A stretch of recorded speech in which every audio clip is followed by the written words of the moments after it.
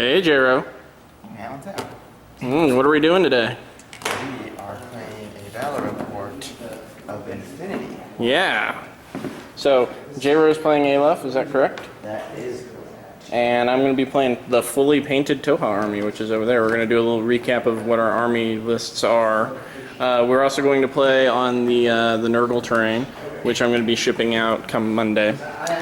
So this will be our last game on the awesome Nurgle terrain. People have been playing on it a lot here, haven't they? Yeah, I like it. So yeah, this is actually Mike and Josh played on this like this. So we're just going to leave it as is. We adjusted a couple things to make it a little bit heavier terrain, so we added a lot more stuff in there. I think I did a video on this earlier last week, but we're going to play an actual bat rep on it and see how vicious it is. Mike said that like the windows, all the like really high points, make it a little interesting. So we'll get to it. Cool. Okay, so I'm going to show you my army. First up is 3 Myrmidons. They all have chain guns, or chain rifles, which puts them at 16 points each, which is the cheapest Myrmidon option. In the back over here we have Ajax. I also have 3 Thorakites, sorry. And I'm subbing the Myrmidon hacker model for Alki to lead the Thorakite. Here we have Phoenix. Very tough when you put him with Myrmidons. It gives him an extra burst on his heavy rocket launcher. And then last model is my lieutenant. It's Uteros, MK12. Very tough as well. Very tough Myrmidon lieutenant. And that is my army. Alright guys, so here is my list that I am taking. First you've got a fire team of Tohaa with just combi rifles. Neat trick. I'm taking him in as my lieutenant because last time mine got ganked pretty hard. So I'm just going to try and hide that lieutenant there. Then the Sakael is the team leader. He's got a Spitfire. Over here I've got another Kamail with led by a Galrail. The Galrail has a combi rifle and an adhesive launcher, and then it's got an Ektros unit with it as well. They're going to be a little bit more aggressive, I'm thinking, because they don't have a whole lot of long range. So they're mostly in a fire team so that I can get them across the board very quickly. Quite possible that depending on the situation, I might split the fire team and have them all separate off, because the Ektros could do some really nasty close combat. We'll see how that goes. Then I reread my list and realized that I don't have that guy. I do have that guy. I've got the Chuck's auxiliaries. One has a guided rocket launcher and one has the HMG with the 360 visor. And then the really fun things is I've got an Eclipsos infiltrator with forward observer, and then I've got a Gal Tarsos jump guy. So those are things that he will not know about. And the fun part is the Eclipsos infiltrator has the TO camouflage, so I'll be using this camouflage marker to mark them when they come into the game. Also for my hidden objective, I rolled the one, what is it called? It starts with a T. I just rolled it a little bit ago, but it's the one where I basically have to do a hacking or forward observer, or mark an opponent, which is quite perfect considering I have the guided rocket launcher and the forward observer. So that'll be fun. All right, so we are going to roll off our willpower rolls to see who gets to choose deployment and turn and all that jazz. So, Yes. all right, so I got a critical. Okay. So I think I get to choose. Alright. There's Jero finishing his deployment. So we did our roll off, and he decided that I would deploy first. And he chose deployment, and I chose first turn. So I'm going to show you how I deployed. HMG Auxiliar hanging out up here, pretty much has full view of the board for most of this big area. Then I've got the guided rocket launcher hanging out back here. I kind of bunched my fire teams up a little bit because they're just going to kind of go in. So you got the Galrail led one over here, and then you got the Sakael led one over here. Then I placed a TO camouflage infiltrator right there. So there's those guys hanging out right there. All right, Jero, show me what you did. Okay, so Phoenix, Uteros, Link Team, 2 guys there, 1 guy at the swords is not part of Link Team.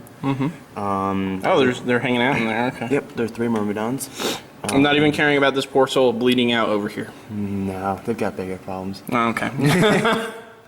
The Racketai Link Team with Alki and Ajax. And where's the rocket launcher guy you were talking about? Is that the orange dude? Okay, yeah. So that's where he's hanging out.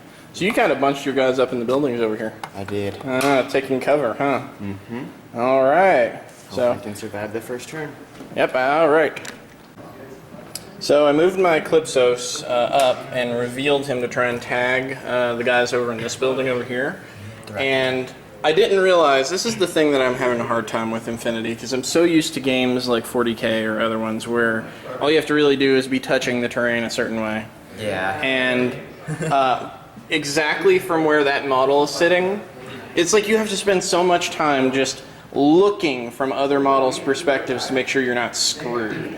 Because there is an actual, just this tiny line, just this little line through that area. If I had adjusted my model ever so slightly, he would have gotten armor bonus, and he wouldn't have died horribly, but he did die horribly. And he also managed to completely botch his forward observer roll. Which could have been pretty rough for me. Yeah, because he's got these guys bunched up over here. What would have happened is, if I'd gotten that off, I would have used my guided rocket launcher and just blasted him from across the board. And Just dead. yeah, it would have just been like horrible death raining down from above. Now the guided rocket launcher, I can't shoot from back there, so this is completely changing up my strategy. And the Calypsos is dead. We just left him there so that we would know where he was for filming this little part of it. So that's first order. That didn't go well, so now I'm going to continue with the rest of my orders. Okay, so Nat, using his orders, took his, what was his name again? The Ectros and Galrail unit up here. I started moving, also I moved these guys up as well.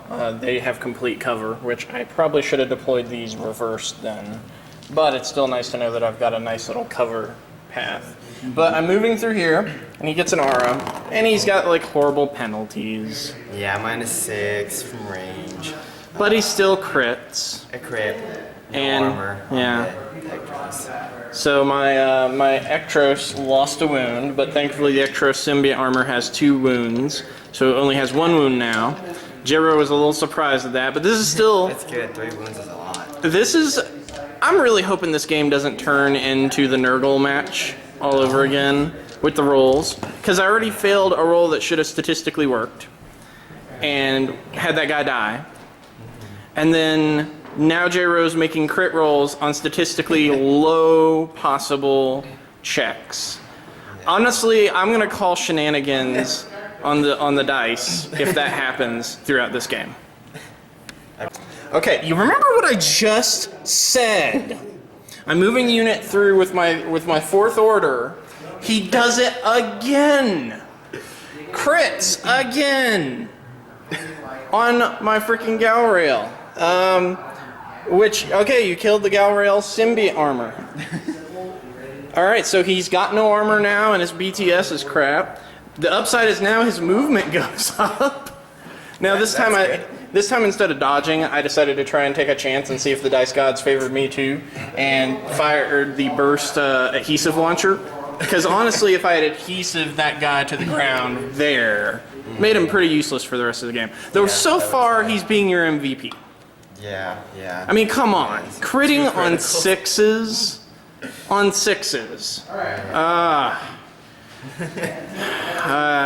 this first turn. 50% critical on him. Huh? It's 50% critical. It's the Nurgle match all over again. All over again. Okay, so this got kind of interesting. I moved these guys up here. He took some pot shots as they came around the corner and got RO'd by the guy over here and the guys down here. Then the Ectros moved up after the Link team was broken and unloaded his Vulcan shotgun at the Myrmidon sitting in the window and killed him outright.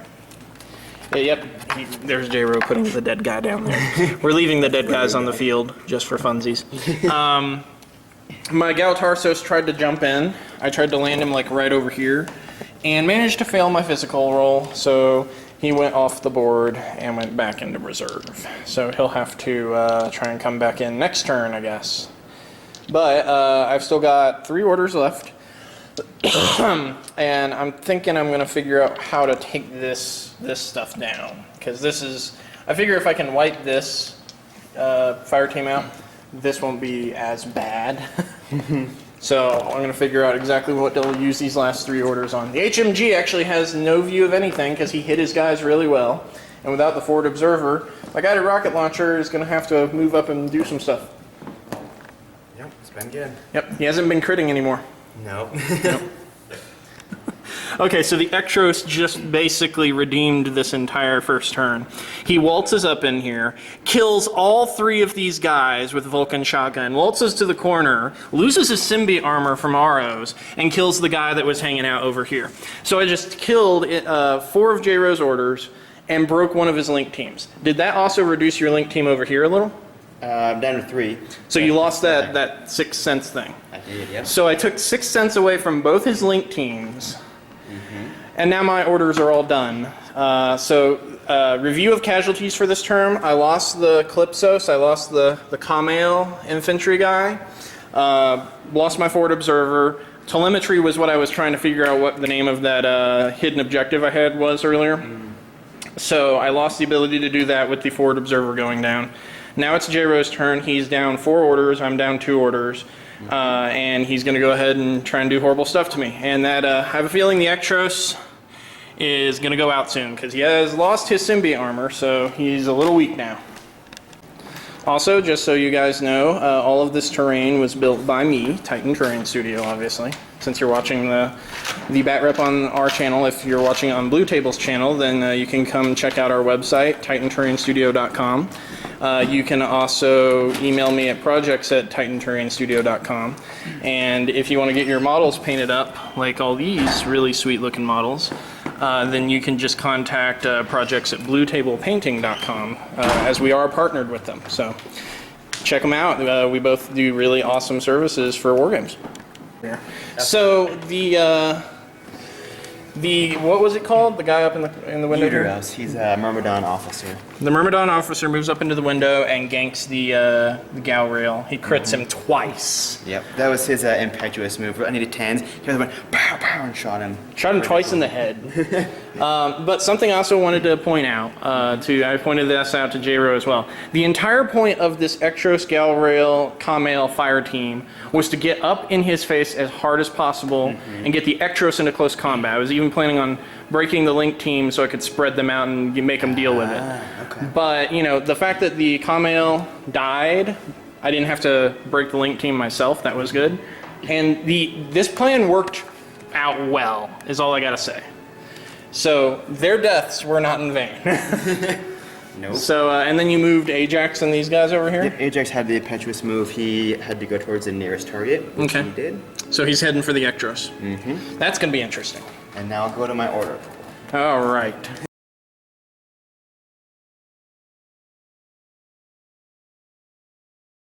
It's like using your... Well, I just, now this one wasn't as blatantly expected. He managed, we didn't realize that he could get his guy all the way to that edge with the rocket launcher, and he just barely had line of sight to this very back sack hill. So he fires the rocket launcher, doesn't drift, hits them all, and I don't make any of my saves. So the entire fire team just dies, lieutenant included. So he just killed my lieutenant.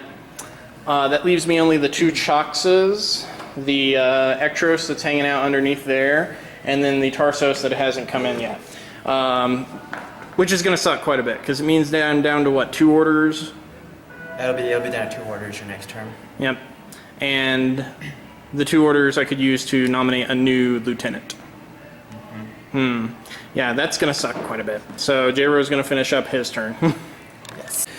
So J-Ro pulled off another crazy stunt. He moves the, we can't get him to actually balance on the terrain, but one of the things that I found out about Infinity is you can climb stuff. So he essentially has this rocket launcher hanging out on the very edge over here. We moved him back. Yeah, we moved him back so the model wouldn't fall and wouldn't get broken. But he takes a stray shot over here, the HMG fires back, but because of ODD he needs ones. Which was ridiculous, and he manages to get one hit. And it's fire damage. And it's fire. Well, it didn't matter it's fire damage because the Choxa doesn't have armor. Oh. Okay. He's just, you know, they're basically these big beefy dudes that carry heavy weapons. That's cool. But the Choxa dies, which reduces me just to the heavy, the guided rocket launcher, not a heavy, and then the Tarsos that has to attempt to jump back in. Then he moves Ajax up, and we found out what his hidden objective was as he coup de grace the Kamail infantry. Comes up and Ajax stomps somebody. Stomps on his neck. Yep. So, how many orders do you have left? I have one left. Okay, so he's going to go ahead and do his last order, and then I don't see a point to assigning a lieutenant because I would have 2 orders anyway, but I only have 2 dudes left. Yeah. So no point in having a lieutenant now. The lieutenant would give you an extra order, because the lieutenant gives you the free order, but for a turn, you really lose an order. Yeah. Well, we'll see what happens next. Okay. These two are wrapping up their bag, right? Yes, we are wrapping up our Some rat. news coming in. Oh, yeah. Let's see who it is. Da, da, da, da. Oh, it's Ashley. Hey, Ashley. That's awesome. Immediately on multiple cameras when you come around. Okay, so the Tarsos drops in, and he shoots the Myrmidon officer, is what it is, Uteros. or the Uteros, in the back, and deals a wound to him. But he's got some sort of special shenanigans that Aleph get. Oh, no wound incapacitation. Yeah. So you did a wound, yep, and he basically, because he's like a super soldier, kind of trained to fight, he takes the wound and just keeps fighting instead of going into unconscious. And when he dropped in, it just made this model's arm fall off, unfortunately. So that was my turn. I don't have many orders left, so J-Ro's going to go ahead with his turn 2 now. Okay. All right, J-Ro, he killed the Tarsos, unfortunately. What did you shoot him with again? MK12 from Uteros. Yep, so the Uteros gets shot in the back, turns around, and blows him away. So that did not go well. I've only got the guided rocket launcher left, but since it's the only thing, and this is turn 3 now, or you still got stuff to do, don't you? Yeah. Oh, yeah, I've got orders. You don't have many left, though, do I you? have 7. You have 7? But I killed 4 dudes. Lieutenant order. Ah, lieutenant order. Okay, lieutenant order. You still have yours. You know, yours isn't all blown up and such. Not yet. Okay, so he's gonna finish up his orders, and then I'll do my last order for turn 3. All right, J-Ro, you won this one again. So Ajax uses all his orders to move Ajax up here, and I actually found out that the rocket launcher doesn't get a penalty apparently on the Choxa, which is nice, even when it's like in close range. So I fired and missed, so it probably like went over here and like hit that random bunch of crates and exploded. But then Ajax comes around the corner and smashes me in the face and kills me. And that's what Ajax does. Yes, he does. Overall, though, I think I did a lot better in this game than I've done in previous games. I still lost, but it wasn't necessarily because of really stupid tactics on my part or anything. I mean, yeah, this whole fire line thing was unexpected, but that's also because I didn't think he could actually get on that corner. And I didn't think that corner had a very stable line of sight, but it did in the long run because I just barely didn't move him up enough. Because it was this back guy that he got, that guy there. If I'd moved him up ever so slightly to the right, he wouldn't have had line of sight. So he just barely pulled that off. That really was the game breaker for me. That was rough, because I mean, yeah, one order killed 3 guys just from that big template and fire. Because if you hadn't killed those guys, I would have had those 3 orders, my lieutenant would have still been intact. And then I would have been able to do stuff like, moving them up to harass you, moving up, like my plan was to try and move up the guided rocket launcher when I lost the forward observer later and start taking pot shots at you. Also the HMG, I wanted to start trying to shoot you more, but you stayed out of this line of fire. Yeah, you Yeah, I've learned to avoid heavy machine guns, especially when they're up high, because they're kind of stuck on their roof. Yeah. And so if you can just position where, you know. Also, I had to make sure, I mean, I didn't want to be too spread out. I want to get lots of reactions. I think teams like you saw with the, you know, the blast, they can be hard to move, but it's really nice because you get the extra reaction shot. Yeah. So basically I just set up my entire army in this little corner, lots of overlapping fields of fire, so that any way you came, I'd get 2 or 3 reaction shots. Yeah, overall, I think I learned a lot more with this. This is the first time I've faced Aleph. I don't like ODD. ODD stuff, yeah. You really, that was what hurt me towards the end there, all your ODD stuff. But I really learned that the Ektros is definitely worth his points. Yeah, He's got, we were discussing it, his BTS level is extremely high. He's got a -6 BTS. And, you know, he has a pretty decent armor. He's got 2 wounds on his symbiont armor. So unless you're taking fire ammunition against him, he's actually a fairly tough customer. Yeah, it is tough. And that Vulcan shotgun having fire ammunition, it's pretty nasty. And what would have been cool is, like, say he had gotten close combat with Ajax, like it looked like it was going to happen there for a minute. Oh, yeah. Then he's got poison, which would have been interesting. Oh, yeah. Yeah, because he also has a viral close combat weapon and everything. What's Ajax's BTS? BTX is -6. Okay, so that wouldn't have been such a game breaker against Ajax. But like against other units, what's the rest of your army's BTS look like? Mostly 0. Heroes are -3. Phoenix is -3. Uterus is -6. All the Myrmidons and Thorakites are 0. Really, just shooting you in the face over and over again worked better than anything. Yeah. You're one guy through the window. Just once, I mean, I set up really defensively overlapping, but once you broke through it, it was. Yeah, it was also facing is something I think we learned very hard in this game today. Because that was really what cost you all those dudes, is they weren't able to react other than to turn around in those first turns when he came in, right? So it cost you some shooting that could have potentially taken him out. But yeah, that's our Infinity Bat Rep. This is League Match 4. I've got to find out who I'm going to face in the Week 5. Sorry we didn't get this up last week, but we were both working a lot. So we just had to put it off a little bit until we could both make time for it. But, as always, thanks for staying tuned to our Bat Reps. We're going to be doing a tournament. When is that going to be, J-Ro? Next weekend. Next weekend? Okay, so I'll have to get one more match in sometime this week. So we might actually have 2 Infinity Bat Reps this week, if I can find the time to play one more person so I can practice for the tournament. I'm probably going to film a ton of updates for that tournament and just put up a big tournament video to kind of, it won't be like a battle report video because I'm not going to do a bat rep on everybody's stuff. It's just going to be kind of a general summary of what happened in each match, that kind of thing. So anyway, take care. Yeah.